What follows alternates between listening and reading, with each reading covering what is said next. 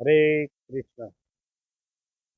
તો આજે આપણે શાસ્ત્રો આધારિત ચાર પ્રલયના વિષયમાં સમજ, કારણ કે શાસ્ત્રોમાં ચાર પ્રલય વિશે ચર્ચા કરવામાં આવેલી છે. તો આ ચાર પ્રલયના નામ શું છે તેને પહેલા સમજશું.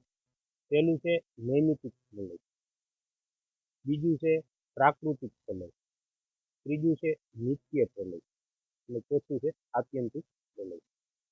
તો આ ચાર પ્રલય છે.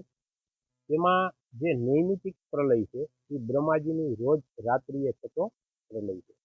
તો બ્રહ્માજીના આયુષ્યના વિષયમાં આપણે સમજ્યું હતું ને, તો બ્રહ્માજીનો જ્યારે દિવસ ચાલુ થાય ત્યારે બ્રહ્માજી છે એ સૃષ્ટિનું સર્જન કરે છે, અને જેવી જ એની રાત્રિ થાય એટલે બધા જ છે એ બ્રહ્માજીની અંદર સમાઈ જાય છે અને એક પ્રલય થાય છે, જે સંક્ષિપ્ત નાનો પ્રલય હોય.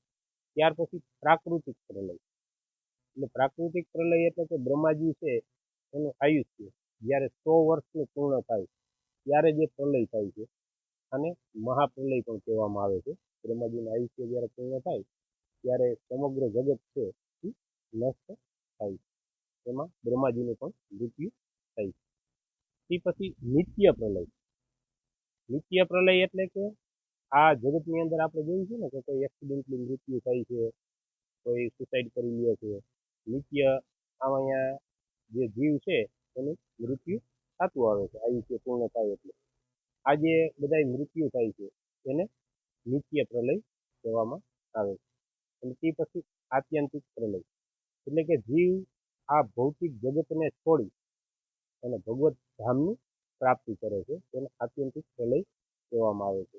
તો આ વિશેષ પ્રકારથી આપણે સમજી શકીએ કે જે ભગવાનના ભક્ત છે, જેણે પોતાનું સ્વરૂપ અને ભગવાનના સ્વરૂપને જાણી લીધું છે, એવા લોકો સમજે છે કે ભાઈ મનુષ્ય જીવન મળ્યું છે તો એનો ઉદ્દેશ્ય શું છે, અને એ ઉદ્દેશ્યને સિદ્ધ કરવા માટે એ લોકો નિત્ય ભગવાનની સેવામાં જોડાયેલા રહે છે, અને ભગવાનના નામનું જપ કરે, કીર્તન કરે. એવી રીતે જ્યારે એનો મૃત્યુનો સમય આવે ત્યારે આ જગતને છોડી અને એ ભગવત ધામમાં જાય છે, જેને આત્યંતિક પ્રલય કહેવામાં આવે છે. હરે કૃષ્ણ.